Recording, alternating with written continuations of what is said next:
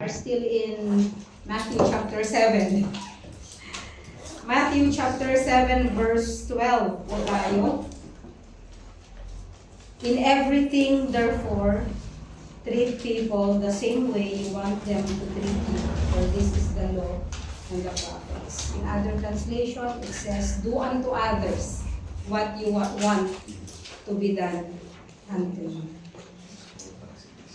Si Roman Emperor Alexander Severus, also known as Marcus Aurelius Severus Alexander, had inscribed this saying into his chamber. Sa kwarto po niya, pinasulat niya po ito. It was inscribed in gold because ito po yung kanyang paborito. He liked this saying so much, kaya gusto niya, nakikita niya, at nandun po sa kanyang kwarto. And therefore, the golden rule is inscribed to him. It was so precious, at alam ko na ang lahat po ng tao ay nakakaalam pag sinabing golden rule. Alam natin kung ano po yun. But unfortunately, Marcus Aurelius do not know the Lord. Gusto lang po niya ito at inilagay niya ito dahil paborito niya. Same as people who quote the verse so much and quote Bible verses so much and they post it in social media and yet they do not have a personal relationship with the Lord. So ito pong golden rule na ito ay sinabing golden. Una is because in-inscribe ito ni Marcus Aurelius sa kanyang kwarto. But at the same time, ito po ay napakahalaga. Because the verse itself says in Matthew chapter 7 verse 12, sabi niya, this is the law and the prophets. So what's the meaning of the golden rule? Una po, pag-uusapan po natin what's the meaning of the golden rule, at yung pangalawa, how are we going to apply the golden rule. So the meaning of the golden rule. The golden rule is not a requirement to heaven, but it is an action of people who are going to heaven. So remember the context. Jesus is speaking to his disciples. At ito po ay bahagi ng Sermon on the Mount.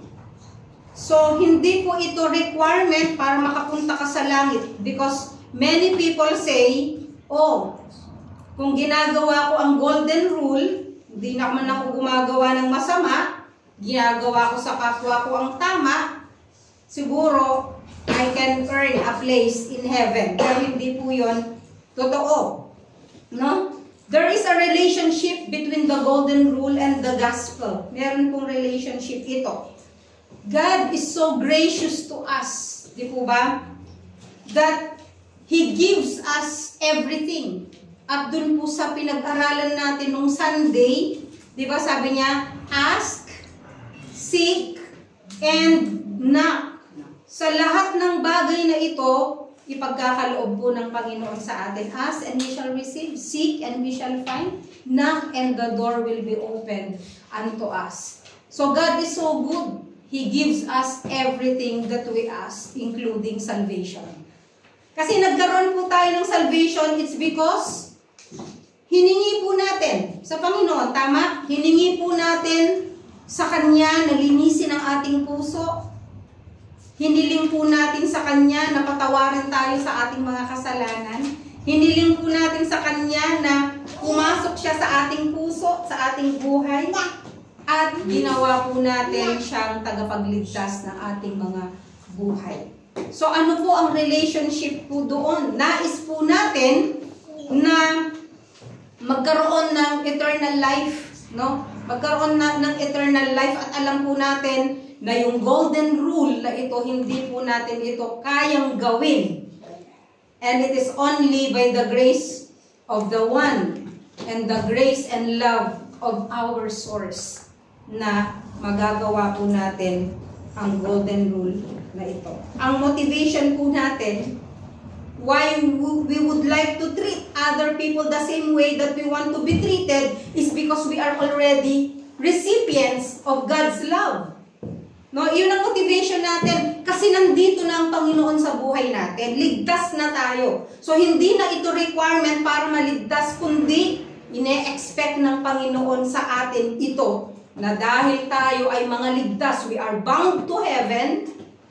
That's why God is expecting us to treat other people the same way as we want to be treated. Alam niyo, ang mundo, ganito po ang kasabihan nila.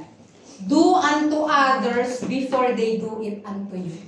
Ganun po ngayon ang mga tao. Bago mo ako unahan ng masama, uunahan na kita. Okay? Ganun po ang takbo ng isip ng mga tao ngayon. No? Pero hindi po yun ang pinapagawa ng Panginoon. So, hindi natin pwedeng sabihin, oh, I'm going to keep the golden rule and go to heaven. We don't keep the golden rule to earn salvation. We are doing it therefore. Because meron pong reason. Kaya nga ang sabi dito sa verse 12, di ba? In everything, therefore. So let's not forget the word therefore. Pag sinabing therefore, meron po itong kaugnayan dun sa mga nauna na mga sinabi ng Panginoon sa kanyang sermon. And what's that? Chapters 5, 6, at hanggang sa 7. Tinuro niya lahat yon, kaya ang sabi niya, therefore, treat people the same way you want them to treat you, for this is the law and the prophets. Ito yung summary ng lahat ng ito. There was a Gentile who challenged Rabbi Hillel during the time of the Lord Jesus Christ. Di ba? Nandyan na si Rabbi Hillel. Ang sabi niya, nung sabi ng Gentile, give me the summary of the whole law of the Torah. At sumagot po si Rabbi Hillel, ang sabi niya, what is hateful to you, do not do to others. So parang may similarity doon po sa kinote ng Panginoon na golden rule doon sa Matthew chapter 7 verse 12. Yun po ang sagot ni Rabbi Hillel. So, ang isa pa po na gusto kong sabihin is, aside from that, the golden rule is a command of Jesus for us to have an outward focus. The golden rule is a command of Jesus for us to have an outward focus. Anong ibig sabihin ng outward focus? Palabas, di ba? Hindi paloob. So, He wants us to think not about ourselves, but He wants us to think about other people. Kasi po, ang tao is selfish by nature. Diba? Sa pagpipray na lang, sinong pinagpipray mo una? Sarili mo, diba? Okay? Sa picture, sinong una mong tinitignan? Sarili mo. Pag pangit ang pose mo, pangit ang mukha mo, pangit ang ngiti mo, doon sa picture, anong sasabihin mo? Pangit sa picture na yan, i-delete mo. Pero hindi mo nakikita na ang mga nakapaligid mo, magaganda lahat sila, no? Basta pag ang buha mo, pangit-pangit lahat yun. Why? Because we are self-focused. Tama? Okay. Halimbawa, yung paborito mong pagkain sa isang kainan, wala doon. Lahat ng pagkain doon hindi masarap. Bakit? Kasi nakafocus ka lang doon sa sarili mo. Now, yung golden rule, inutos po ito ng Panginoong Hesukristo kasi gusto niya ang focus natin ay sa iba. Others first bago po tayo. Because many of us tend to be focused on ourselves and our perceived needs. Yung pangangailangan ko. But it's not all about us. It's not all about our problems or our needs and what's best for us. Kasi diba, lahat tayo nakafocus tayo dun sa ako. Pag may problema ka, bitter ka. Sasabihin mo, wala man lang nangungumusta sa akin. Wala man lang tumatawag sa akin. Wala man lang bumabati sa akin. Bakit? Because you are focused on your perceived needs and you do not see that others are needy too. Di ba? Kaya pagdating sa church, ba't kayo walang bumabati sa akin? Alam mo gawin mo? Bumati ka! Ikaw yung mag-initiate kasi ganun din ang iniisip ng iba. Na bakit walang bumabati sa akin? Tayo dapat ay mga anak ng Diyos na gumagawa nito na magkaroon tayo ng outward focus. No? So, Jesus is saying, think about other people, what their needs are, and how they feel. Why? Number one, because it matters to God how you treat other people. Mahalaga po sa Panginoon kung paano natin itrato ang ibang tao. Christianity is not just about your personal, vertical relationship with the Lord. No, kasi hindi lang ganyan eh. Basta't ako, tamang relationship ko sa Panginoon, okay na ako. Madalas, ito po yung mali na iniisip po ng mga Kristiyano. Kung Kristiyano ka, mali ka. Maling-mali ka kung nakafocus ka lang sa personal relationship mo with the Lord. Bakit? Because if you have a personal relationship with the Lord, magra-radiate yan na magkakaroon ka rin ng relationship with other people. No? Kaya kapag ikaw mapakla ang pakikitungo mo sa ibang tao, nagpapakita yan ng isang bagay. Hindi tama ang ugnayan mo sa Diyos. Hindi mo siya naririnig. Maaaring meron ng problema sa prayer life mo. Meron ng problema sa word life mo because you are so focused on yourself. So, mahalaga po sa Diyos. It matters to God how you treat other people. It is just like Jesus said later in Matthew. The greatest commandment is to love God with all your heart and soul and mind and strength or might. But the second is like unto it, love your neighbor as yourself. Ituturo niya din po ito later dito po sa book of Matthew. So, Christianity is not just about you and God. No? It is also very much about your fellowship with other Christians and the way you treat other people. Kaya nga itong cross dito, may vertical, at pag maayos ang relasyon mo sa Diyos, then the horizontal will follow. Kasi imposible na maayos ang relasyon mo sa Diyos, tapos ang pangit ng relasyon mo sa kapwa-tao, may mali. May mali talaga. No? At yan din po yung sagot sa question ng ibang tao na okay na ako na Kristiyano, sa bahay na lang ako. Diba? Nagkakasala lang ako sa church kasi nakikita ko yung mga hypocrite doon. Ang problema, kasama ka nga doon eh. Diba?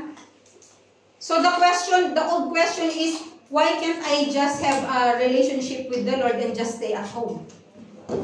Pero hindi eh. Ang sabi ng Hebrews chapter 10 verse 25, ano sabi niya? Do not neglect the assembly of the believers. I agree with Sis Aisa nung sinabi niya, no? Na kailangan ka sa church. Alam niyo yung mga walang laman na upuan? Those empty seats na nandyan? Gusto ng Lord, magkaroon ng laman yan. No? At kung wala ka dyan, ikaw yung missing person. Kung wala ka dyan, meron kang proper seat.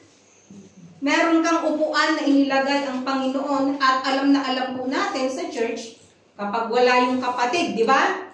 Wala siya sa upuan and the seat is empty. No?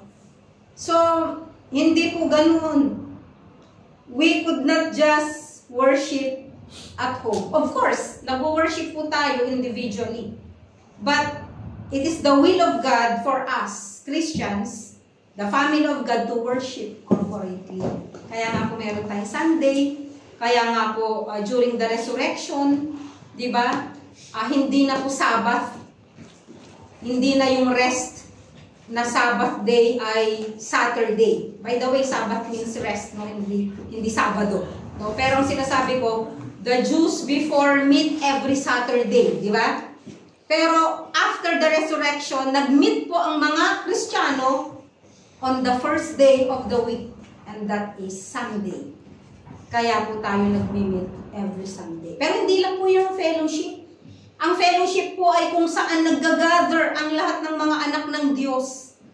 Basta't nandun ang panalangin, nandun ang fellowship, nandun ang Word of God, we call it fellowship, we call it assembly. So, napakahalaga po noon. Exodus chapter 22 verse 21, God commanded His people, you shall not wrong a stranger or oppress him. Nabanggit ko na po ito nung nakaraan. Huwag niyong tratuhin ng mali o pangit ang mga strangers, ang mga estranyeri. Why? For you were strangers in the land of Egypt. Ano ang treatment sa inyo nung nasa Egypt kayo? Yun ang sinasabi ng Lord sa mga Israelites. Paano kayo trinato ng mga Egyptians? They treated you as slaves. Diba? And do you want to be treated, and you are treating the strangers the same as you were treated in Egypt? Dapat, dahil anak kayo ng Diyos, kung ano man yung trato na nararanasan nyo or naranasan nyo yung dapas, huwag nyong gawin sa iba. Kundi gawin natin yung gusto ng Panginoon sa atin. So in other words, He was telling them, you know what that is like to be living in a foreign country. Nasa foreign country tayo, di ba? Gusto rin natin itrato tayo ng mga di ba? Ng mga amo natin. No? You went through that when you were in Egypt. You know how lonely to be away from your family, from your land, from your loved ones. How people can look down on you because you are not like them. Di ba? O maputi sila, tayo itim. Yung mga ganun. And when people look at you because of your color, because of your race, or because you don't know how to speak the language, at ang tingin nila sa mga Pilipino na hindi makapagparla, BO, square, di ba? Yun kasi ang pananaw nila, dahil hindi ka makasalita, akala nila you are, mababa yung IQ. But actually, hindi. Matatalino tayo, amen? No? So, let the things that you have experienced in life for good and for bad help you to understand other people and guide you to do what is best for others. Do for them what you'd want them to do for you. Think about other people and what they need. Observe too that this command is not just how you are to treat some people, our family, our Christian brothers, our church members. Hindi some but for all people. Kasi ang translation po ay anthropoi. Anthropoi, the Greek Bible word here is anthropoi. It means people in general. So this command applies to everyone you meet. There is no one you know to whom this verse does not apply. This is for everyone. Okay, so yun po yung una kanina. It matters to the Lord how you treat other people. Pangalawa, Jesus did not say treat people the way they treat you. No. People may treat you badly, but that is not the way He tells you to treat others. Instead, He says, treat them the way you want to be treated. That is a big difference. No? Magkaiba yun Do back to them what they did to you, but that is not what Jesus tells us to do. He says, treat them the way they should treat you. The way you want to be treated by them. Okay. So, ano pong golden rule? The golden rule also is not a new idea or teaching. The golden rule is not a new idea or teaching sa panahon po ng Panginoon. It is not really different than what had already been said in God's Word before. Bakit? Kasi nga, na-quote ko kanina yung Exodus chapter 22, verse 21, di ba? About treating the strangers. And it is also the point of Exodus chapter 23, verse 4, when it says, if you meet your enemy's ox, no, or his donkey wandering away, you shall return it to him. Do for him what you'd want someone to do to you or with your animal. So ganito. Kung nakapulot ka ng wallet at may laman na pangalan yung wallet at may telephone number pa, ibalik mo kasi yung din ang gusto mo, di ba? Na kapag nawala ang wallet mo, somehow may magbabalik sa'yo. Kung ano yung gusto mo, parang pag nakapulot ka, ako nga, minsan nakapulot ako ng pera, ang agad ko naiisip, kahit na pera yun na walang pangalan, sa akin yun, pero, ang agad kong naiisip, what if pambili pala ito ng gamot? Or what if pambili pala ito ng espesa? Kaso ang problema, saan ko isosoli? Wala, edi akin, pero, ang agad mong iisipin, paano kung ako yun? Yun po lagi ang iisipin natin. No? Iisipin natin. Kasi alam nyo, kung ina-apply po natin ang golden rule sa buhay natin, walang problema. Di ba? Walang problema, walang war, walang slavery. Di ba? Alam nyo po yung mga abolitionist noon, nung panahon ng mga ng slavery, lalo na sa Amerika, di ba nakalagay, am I not a man and a brother? Di ba yun ang tanong nila? Am I not a man and a brother? Why are you forcing me to be your slave? Di ba kasi noon, wala namang choice ang mga black eh. Pag black ka noon, slave ka. Ganun noon. Kaya nga mahal na mahal ng mga Amerikano si Abraham Lincoln because he was the president na nag-ano ng emancipation of slavery. He freed, di ba, all the slaves during his time. Kaya, kung itatrato mo na, paano naman kung yung white ang mga naging slave? Baligtarin natin. Anong mararamdaman mo? And, it's the second table of the 10 Commandments. Do not kill, do not commit adultery, don't steal, or bear false witness against your neighbor. Kasi paano kung sa'yo ginawa ito? You don't want people doing those things to you, right? You don't do them to them either. So ayaw mo na mangyari sa'yo, huwag mong gagawin sa iba. It's pretty much summarized in Leviticus chapter 19 verse 18. Anong nakalagay? You shall love your neighbor as yourself. So the golden rule is not really different than what had already been said in God's Word before. So hindi siya bago. Ang susunod, the golden rule is stated by Jesus in the positive approach. Alam niyo, mali yung teacher ko nun. Pag sinabing golden rule, don't do unto others what you don't want to be done unto you. Diba? Naririnig niyo yun? So akala ko noon, yung negative at yung positive, pareho lang yun. Mali pala ako. Bakit? Mali ang itinuro sa akin ng teacher ko. Pero pinatawad ko na siya. No? Kasi pag sinabi natin golden rule, akala natin pareho lang yung don't do unto others. At saka yung do unto others, hindi po. Actually, sinabi po nila that yung negative part of it is called the silver rule. At yung positive po ang tinatawag na golden rule. Kasi po malaki ang pagkakaiba nun. Yung negative at yung positive. So the golden rule is an ethical principle of human behavior. Yun yung ginagamit natin sa ethics, di ba? Ito pong formula na ito, nag-e-exist siya, hindi lang po sa Christianity, kundi sa lahat ng sacred books. Makikita po natin. Kaya lang, tignan yung difference, ha? Judaism. Yung pong sinabi sa Shabbat Folio, Babylonian Talmud, kinote ni Shabbat ni Rabbi Hallel, what is hateful to you, do not do to your fellow. This is the whole Torah. Judaism yon. Do not do. Pangalawa, Buddhism.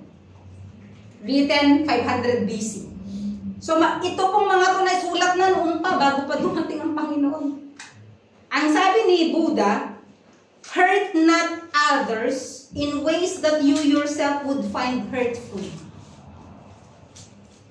Hinduism, one should never do to another that which one regards as injurious to one's own self. Nakita nyo? Negative din. Pero wala namang mali sa sinasabi nila. Tama nga naman. Huwag mong gawin sa iba. Si Confucius, Confucianism, sa Confucio Analects 1523, ganitong sinasabi, do not do to others what you would not like done to yourself. Yun ang famous. Yung kay Confucius. Kaya ako na-confuse. Ano pa? Si Thales, Greek philosopher, ang sabi niya, avoid doing what you would blame others for doing. Yun naman po ang sabi ni Thales of Miletus. Zoroastrianism, do not do to others what is harmful to yourself. Nakasulat ito sa Shayas 1329. So, anong summary ng teachings nila? Do not do to anyone anything you wouldn't want them to do for you. Yan ang summary. And that is not a bad rule. No? But as usual, inelevate na naman ng Lord yung rule na ito. Ang sabi niya, do, active, no? Do unto others. I want you to be actively doing the good for them that you'd want them to be doing to you.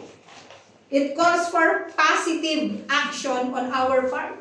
Ayaw ng Lord na maging passive lang tayo. Gusto niya, do for them what you'd want done for you. Bibigyan ko kayo ng example. Na-preach ko na ito, di ba? Yung the Good Samaritan. Okay. Doon sa kwento ng Good Samaritan, may nabugbog. Nandun siya sa daan, ninakawan siya ng mga robbers, may dumaan na dalawa, may dalawang passers-by, the Levite and the priest. Yung Levite, hindi naman niya tinadyakan or sinipa yung nakahandusay sa daan. Di ba? Anong ginawa niya? Lumihis lang naman siya. Pero wala siyang ginawa, hindi niya pinupok. Or hindi niya, kumbaga, pangit nang nangyari sa kanya, dadagdagan pa ng pangit. So para sa kanya, wala siyang ginawang masama. Kasi wala naman siyang ginawa eh. He did not break the silver rule. Don't do unto others. Hindi ako ang bumugbog dyan. The same with the Levite, the priest. No? Anong ginawa? Lumihis lang rin. Pero yung Good Samaritan,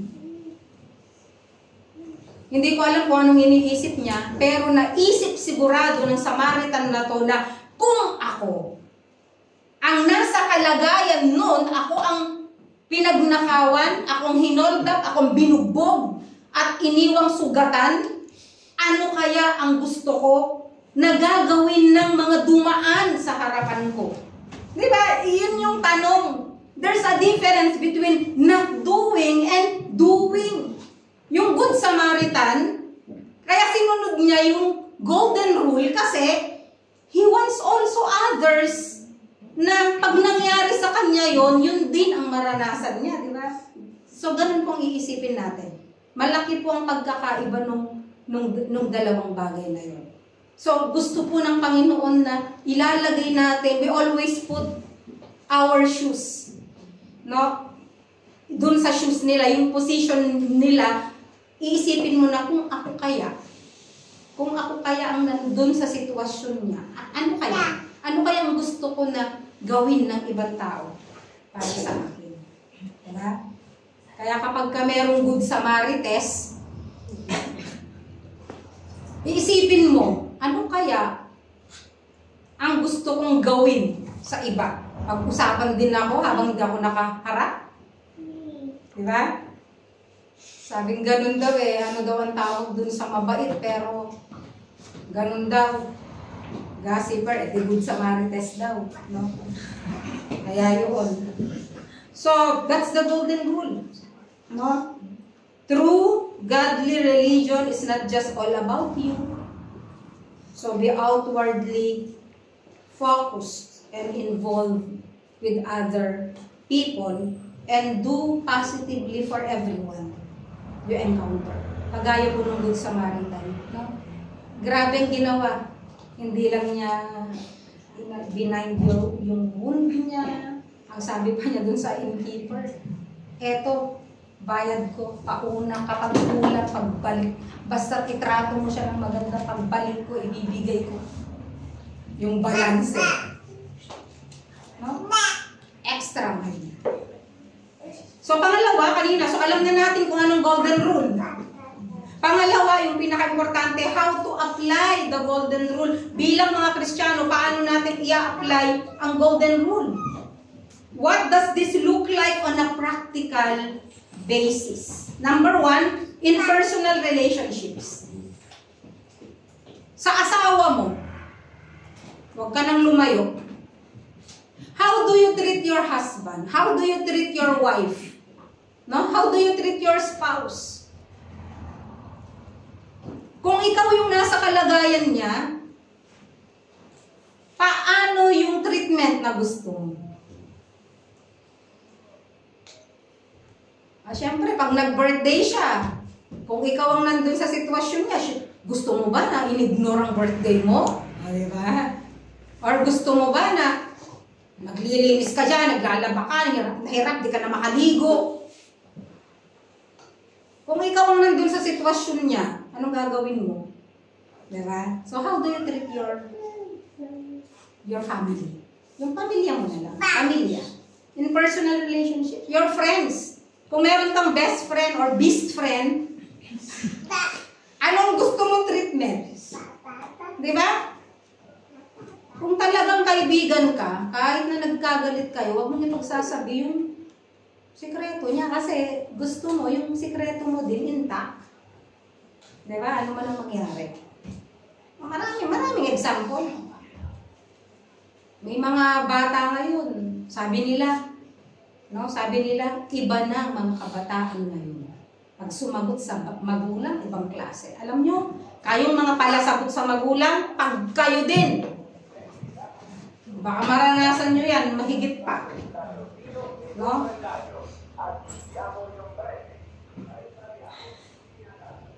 Iba na daw ang mga bata ngayon. Alam nyo kung bakit? Kasi nga iba na rin ang mga magulang ngayon.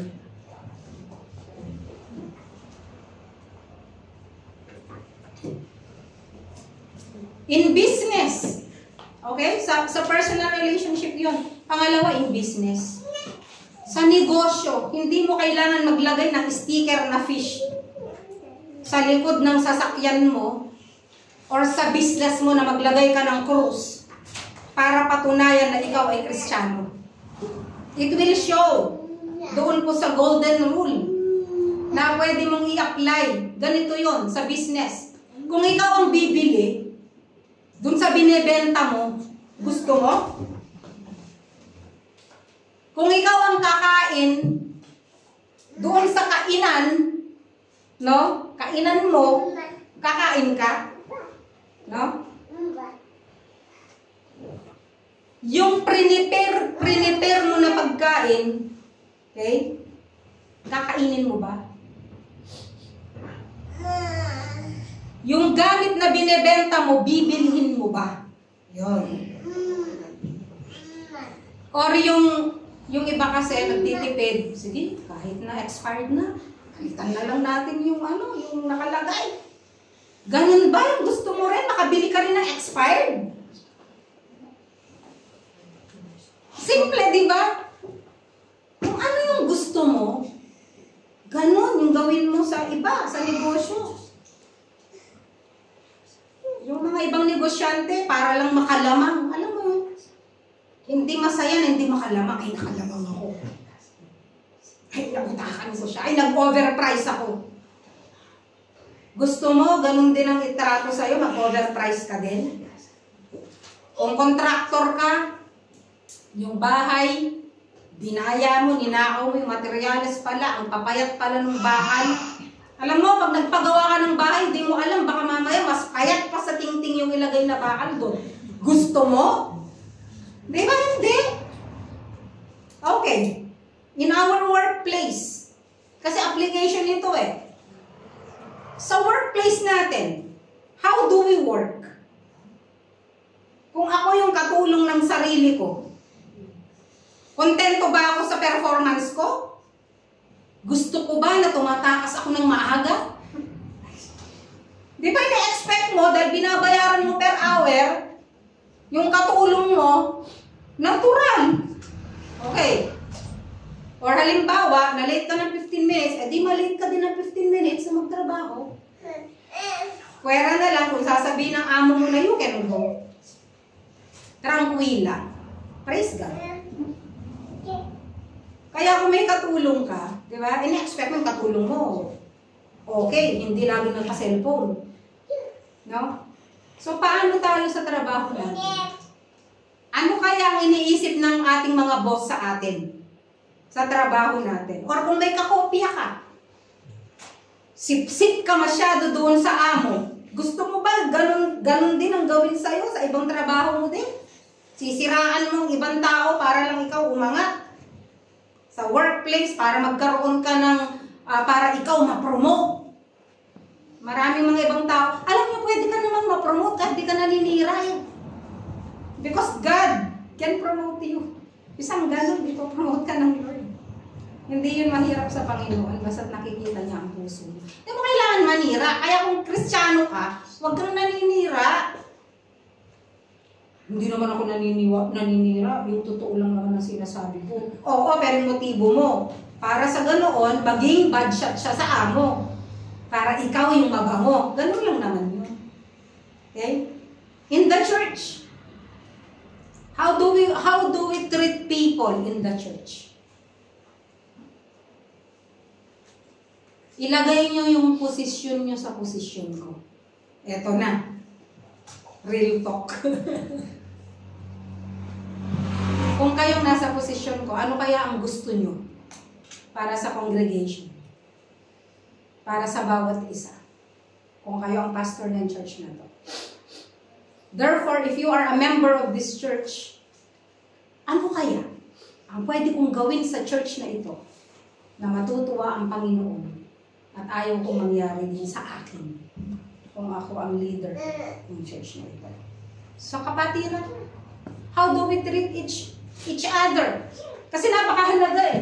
There are so many verses about one another in the New Testament. Love one another. Forgive one another. No? Care for one another. Diba? Ang daming one another. Ibig sabihin, God is expecting us the golden rule. Gawin mo sa Kanya, gawin niya sa'yo. Kung paano mo tinatrato ng iba. Isang tao lang ba kinakausap mo sa church? Kasi yun lang ang paborito mo. O siya lang ang type mo. Or ayaw mong kausapin yung isa kasi masama ang loob mo sa kanya. Ganon din ba ang gusto mong mangyari sa'yo? Inimbita mo ang lahat, inimbita mo ang lahat, isang tao hindi mo inimbita? Kung nangyari sa'yo yun, inimbita lahat, ikaw lang ang hindi inimbita. Gusto mo yun? O kaya meron kang sinabihan ng isang announcement, yung isa hindi niya alam because you did it on purpose. Gusto mo rin yun? Hindi, di ba?